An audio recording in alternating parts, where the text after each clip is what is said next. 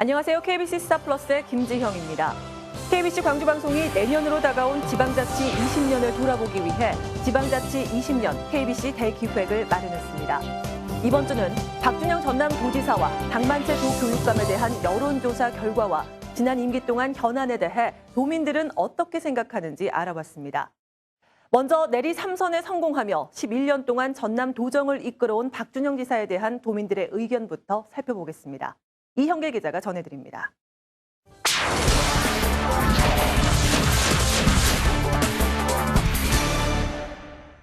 박준영 전남도지사는 지난 2004년 보궐선거에서 처음으로 전남지사에 입성했습니다. 그 뒤 큰 어려움 없이 내리 3선에 성공했고 지난해에는 민주당 대선 후보 경선에 나서기도 했습니다. 먼저 시민들이 박준영 지사의 도정에 대해서 어떻게 생각하고 있는지 알아봤습니다. 직무 만족도에서는 5점 만점에 2.94점이 나왔습니다. 3점이 보통 수준인데 부정적인 평가가 조금 더 많았습니다. 권역별로 살펴보면 박준영 지사의 연고지이면서 전남도청 소재지인 서남권과 중남권에서 잘했다는 평가가 많았습니다. 반대로 동북권과 광주 근교에서는 평가가 상대적으로 부정적이었습니다. 연령대별로 보면 60대에서 긍정적인 평가가 많았고 나머지 계층은 대체적으로 부정적인 평가가 많았는데 특히 40대가 가장 부정적이었습니다. 박 지사가 펼쳐온 정책에 대해서 도민들은 어떻게 생각하는지도 물었습니다. 도민들은 가장 잘못한 정책을 F1 대회로 꼽았습니다. 연령별로는 40대와 50대가, 권역별로는 중남권에서 부정적 응답이 많았습니다. 그 뒤를 이어서는 일자리 부족과 인구 감소, FTA에 제대로 대처하지 못한 농업 정책, 그리고 지지부진한 제2프로젝트 등을 잘못한 정책이라고 답했습니다. F1 대회의 경우 올해까지 모두 4차례 개최했는데 그동안 많은 논란을 빚어온 것은 물론 앞으로도 전남에 두고두고 골칫거리가 될 전망입니다.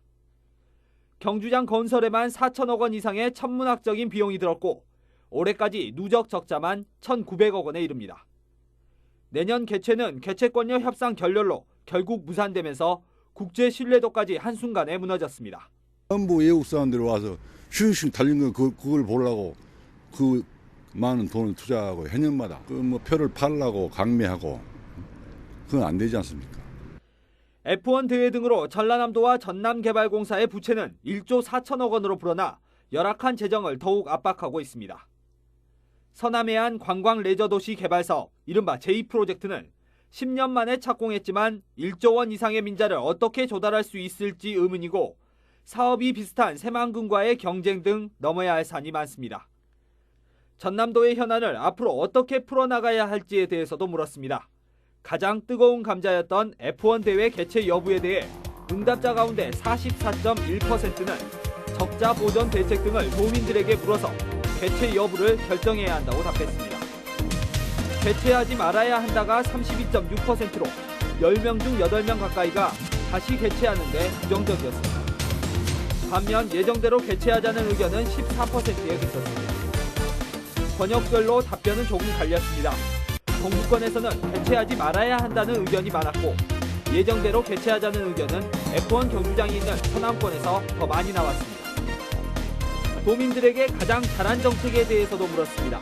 응답자 가운데 43%가 여수 엑스포와 순천만 정원박람회 성공 개최를 꼽았습니다. 친환경 생명산업, 신재생에너지 등 녹색산업 육성과 한옥행복마을, 은퇴도시 조성사업 등이 그 뒤를 이었습니다. F1 대회에 대한 평가는 매우 안 좋았습니다. 전체 4.4%만이 잘한 정책으로 꼽았는데 F1 경주장 시설이 있는 서남권에서만 8%를 기록했고 동부권과 중남권 주민들은 2%대 지지에 그쳤습니다. 도민들이 높은 평가를 내린 여수 엑스포와 순천 정원박람회의 경우 외지 관광객의 유치로 실질적인 지역경제 활성화에 도움을 준 것으로 분석됩니다. 또 일부 우여곡절이 있었지만 지속적인 농수축산 육성 정책으로 전남은 친환경 농업의 메카가 됐습니다. 친환경 인증률이 농업 60%, 축산 39%, 수산 99%로 전국에서 가장 높고 수도권 친환경 학교급식에 공급하는 쌀과 과채류의 절반 이상이 전남산입니다. 학교급식이 진행이 되고 농가들 확실한 판로가 있기 때문에 안심하고 농사를 지을 수 있는 그런 틀을 마련했다. 또 토양은 토양대로 굉장히 좋아졌다. 이와 함께 지난 3년 6개월 동안 1,400여 개의 기업을 유치하면서 4만 7천 명의 일자리를 창출해 인구 감소폭을 크게 줄였습니다. 마지막으로 도민들에게 어떤 정당을 지지하는지 물어봤습니다. 신당 창당을 가정할 경우 안철수 신당을 지지하겠다는 응답자가 39.3%로 민주당보다 10%포인트 이상 높게 나타났습니다. 안철수 신당을 빼고 물었을 때 지지율이 39.6%였던 민주당은 지지율의 10%포인트 이상을 신당에게 빼앗겼습니다. 번역별로 지지율은 비슷한 양상을 보였는데 안철수 신당에 대한 지지율은 동부권에서 높게 나타났습니다. 이어서 전라남도 교육감에 대한 시민 여론조사 결과입니다. 현 장만채 전라남도 교육감은 대학 총장 출신으로 지난 2010년 당시 현직에 있던 김장환 교육감을 누르고 첫 직선 전남 교육감에 입성했습니다. 장 교육감은 정교조 등 진보 진영의 지지를 받아 당선됐지만 시간이 지나면서 거리두기를 했다는 평가를 받고 있습니다. 그렇다면 도민들은 현 장만채 교육감의 교육 행정에 대해 어떻게 평가하고 있을까? 직무 만족도는 5점 만점에 3.06점을 줘 대체로 무난한 평가를 받았습니다. 번역별로는 광주 군교권에서 잘못했다는 응답이 조금 높았을 뿐 나머지 지역에서는 긍정적인 평가가 많았습니다. 연령별로는 20대에서만 잘못했다는 응답이 25.1%로 부정적인 답변이 많았고 나머지는 긍정적이었습니다. 특히 학부모 세대인 30대와 40대에서 긍정적인 의견이 많았습니다.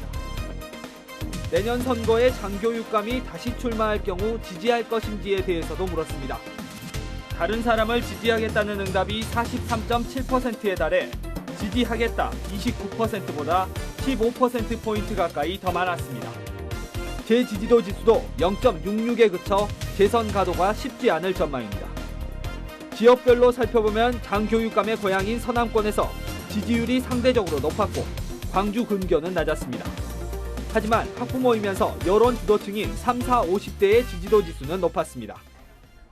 장 교육감에 대해 도민들은 어떤 생각을 갖고 있는지도 알아봤습니다. 지난 4년간 장만채 교육감이 추진한 정책 가운데 가장 잘한 정책에는 농어촌 교육 특별법 제정 추진과 혁신학교, 성적 향상, 청렴 행정 순으로 뽑았습니다. 장 교육감 지지층에서는 답변이 조금 달랐는데 10명 가운데 3명이 작은 학교 살리기와 혁신학교를 가장 잘한 정책으로 꼽았습니다. 반대로 잘못한 정책으로는 교육감 재판에 따른 교육행정 위축이라는 대답이 가장 많았습니다. 도의회와의 갈등, 소규모 학교 통폐합, 수월성 교육 추진 등이 그 뒤를 이었습니다. 장만채 교육감은 정치자금법 위반 혐의와 횡령 혐의 등으로 기소돼 현재 법원에서 재판을 받고 있습니다. 1심에서는 배임 횡령 혐의로 벌금 1,000만 원, 정치자금법 위반 혐의로 벌금 100만 원 등 총 벌금 1,100만 원과 추징금 388만 원을 선고받았습니다. 직위상실형으로 다음 달 예정된 항소심 판결에 따라 내년 선거의 최대 변수가 될 전망입니다. 4년 내내 교육감 정치자금 관련 재판에 따른 교육 행정이 잘못된 것 같고 면 단위의 소규모 학교 통폐합은 농어촌 교육 현실과 맞지 않는다고 생각합니다. 이번 조사는 KBC 광주방송이 여론조사 전문기관인 리서치뷰에 의뢰해 지난 13일 전남도민 2,000명을 대상으로 유선전화 RDD 방식으로 조사했으며 표본 오차는 95% 신뢰 수준의 플러스 마이너스 2.2%포인트입니다. KBC 이영길입니다.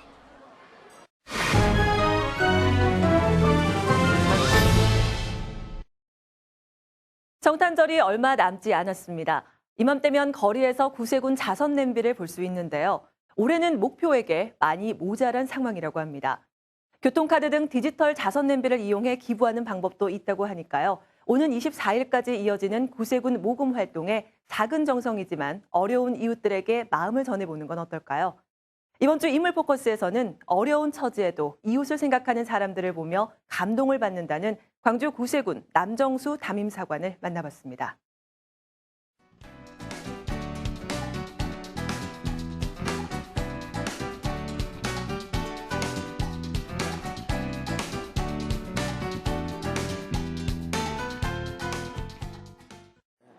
올해 구세군 강주 지역의 목표액은 톨게이트에서 1,800을 하고 우리 여기 광주 시내에서 1,200을 해서 3,000을 목표로 하고 있어요. 그런데 지금까지는 아주 상당히 좀 부족한 편이 많아요. 작년보다 이제 생활이 어려워서 그런지 아주 그냥 모금액이 작년에 한 60% 정도 아주 저조한 편이에요. 그래서 너무 적게 나오고 이래서 조금 아쉬워요. 목표액이 될런지 모르겠네요. 우리 주변에 정말 어려운 사람들이 너무나 많습니다. 구세군의 창립자 윌리엄 포더가 맨 처음에 실시하게 된 원인은 그 교회 안에서 빈부차가 심하고 또 가난한 사람들이 정말로 교회에 와서 생활하기 어려워서 그래서 교회에서 적응하지 못하는 그 사람들을 거리에 모아서 그들에게 먹을 것과 그들에게 이제 숙식을 제공하면서 그들이 안정되면 또 가정으로 돌려보내서 거리에서 시작한 것이 바로 구세군이에요. 특별히 연말이 돼가지고 이렇게 이웃 돕는 일을 하게 된 것은 샌프란시스코에서 일어난 그 빈민들과 풍랑을 만나서 배에서 파선나가 어려운 처지에 있는 사람들을 성탄절을 맞이하면서 어떻게 하면 이 사람들을 좀 도와줄 수 있을까 그래 생각하다가 영국에서 어려운 사람들 돕는 것이 생각이 나서 그래서 큰 가마솥을 하나 거리에 걸고 이 쇠솥을 끓게 합시다. 그렇게 이제 시작된 것이 자선남비고 우리 한국에서는 1928년도부터 시작해서 85년 동안 지금 이제 자선남비를 하고 있습니다. 구세군 교회에 어려서부터 다니기 시작했고 부모님의 소원이 주의 종이 되는 것이 소원이었기 때문에 그런 가운데 이제 성장 과정 속에서 좀 탈선의 길도 걷고 그렇게 살다가 육신의 몸이 연약해서 그래서 이제 다시 하나님의 은혜로 고침받게 되고 그래서 이렇게 헌신하게 되었어요. 그래서 이제 구세군에 들어와서 한 30여 년 동안 이렇게 목회를 하면서 일하게 되었습니다. 예, 저는 대전하고 경상도 영덕하고 속초하고 또 청주하고 인천하고 이렇게 그렇게 하다가 이제 강주로 왔어요. 많이 다녔어요. 이사를 좀 많이 다닌 편이죠. 그래서 자녀들이 고향이 없어요. 그런 게 나쁘고 조금 제 언어가 좀 특이해서 조금 다르지만 뭐 관계없어요. 아주 뭐 상당히 좋으네요. 어제 저녁에 있었던 일인데 한 사람이 1,000원짜리를 10만 원이나 모아가지고 두툼한 봉투를 넣었어요. 그래서 아주 그런 게 보기에는 우리가 도와줘야 할 그런 옷을 갖다 아주 잘 입지 않았는데도 불구하고 이웃을 생각하고 이웃을 돕는 그런 마음을 가진 분을 보니까 너무나 마음이 뿌듯하고 너무 좋아요. 자선남비 하면서 가장 힘든 점 중에 하나는 그 봉사할 수 있는 사람들이 많지 않다는 것이 힘들고요. 그리고 이제 2시간씩 막 이렇게 서서 한다는 것이 보기에는 쉬운 것 같지만 굉장히 어렵거든요.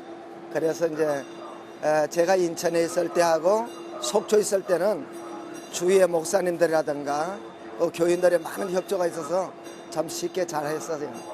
그런데 이제 강주 온 지 오래되질 않아가지고 이제 목사님들도 사귀지 못하고 이래서 아직까지 그런데 강주 시민 여러분 고맙습니다. 자선남비 하는데 거리를 지나시면서 항상 이웃을 생각하고 이웃을 돕는 마음으로 많이 협조해 주시면 고맙겠습니다. 그래서 구세군에서는 바로 이렇게 어렵고 소외된 사람들을 돕기 위해서 연말이 되면 이렇게 자선남비를 하는데 강주 시민 여러분 지금까지도 많이 협조해 주셨습니다만은 남은 기간 더 많이 협조해 주셔서 톨게이트와 우리 강주 시내에서 1,200을 목표로 하고 톨게이트 1,800을 목표로 합니다만은 우리 시내에 계시는 모든 분들이 더 많이 협조해 주시면 정말 고맙겠습니다.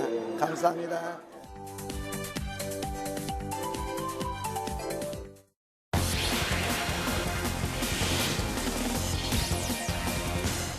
한 주간의 이슈와 주요 뉴스를 정리해드리는 뉴스 브리핑입니다. 내년 6.4 지방선거를 앞두고 출마 예상 후보들의 이합집산이 빠르게 진행되고 있습니다. 민주당 지방의원들이 잇따라 안철수 신당 쪽으로 방향을 트는가 하면 광역단체장과 지도교육감 출마 예비 입후보자들은 새 확산에 주력하고 있습니다. 누가 지역을 제대로 이끌어갈 수 있는 대안 인물인지 보다 꼼꼼히 따져보는 유권자들의 지혜가 필요한 시점입니다. 광주광역시장 출마 예상자들을 지지하는 포럼이 잇따라 만들어지고 있습니다. 지난 16일 이용섭 의원이 상임고문으로 참여한 민생실천 희망연대가 발대식을 가진 데 이어 내일은 강훈태 시장을 지원할 아름다운 광주를 위한 행복한 동행 창조 포럼이 창립대회를 가질 예정이고 안철수 신당에 참여하고 있는 윤장현 새정치추진위원회 공동위원장을 중심으로 한 대규모 포럼 조직도 구체화될 전망이어서 어느 때보다 선거 전이 조기에 과열되고 있습니다.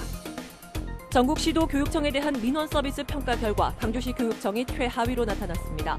국민권익위원회가 올해 처음으로 전국 17개 시도 교육청의 민원 서비스에 대해 종합평가를 실시한 결과 광주시 교육청은 최하위 등급인 매우 미흡 등급을 받았습니다. 도성의 프랑스 에펠탑 높이 세계 두 번째 규모의 종합 기상 관측탑이 건립돼 본격 운영에 들어갔습니다. 이 관측탑에는 오는 2015년까지 미세먼지와 온실가스, 방사능 오염물질 등 26개 분야 100여 개의 관측 장비가 추가로 설치되는데 한반도 기후변화 대응에 크게 기여할 전망입니다. 사람의 몸 안을 누비며 병을 고치는 로봇이 현실화됐습니다. 박테리아를 이용해 암을 진단하고 치료할 수 있는 나노로봇이 전남대 연구팀에 의해 세계 최초로 개발됐는데 이번 연구 결과는 과학 전문지 네이처의 자매지인 사이언티픽 리포트 최근호에 실렸습니다. 한국소비자단체가 선정한 전국 12대 고품질 브랜드 쌀에 전남산이 6개나 뽑혔습니다. 해당 브랜드는 고성 녹차 미인쌀과 영암 달맞이쌀 골드, 담양 달순 맑은 쌀, 장흥의 아르미쌀, 고흥 수호천사 건강미, 무안 황토랑 등입니다.